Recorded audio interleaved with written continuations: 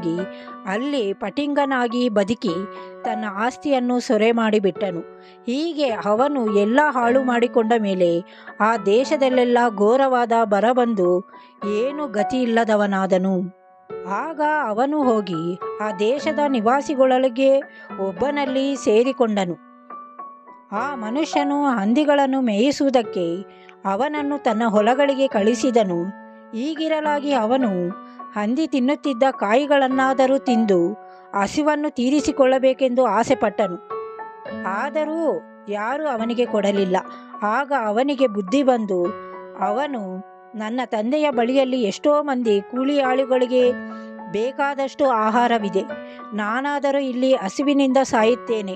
ನಾನು ಎದ್ದು ನನ್ನ ತಂದೆಯ ಬಳಿಗೆ ಹೋಗಿ ಅವನಿಗೆ, ಅಪ್ಪ, ಪರಲೋಕಕ್ಕೆ ವಿರೋಧವಾಗಿಯೂ ನಿನ್ನ ಮುಂದೆಯೂ ಪಾಪ ಮಾಡಿದ್ದೇನೆ. ಇನ್ನು ನಾನು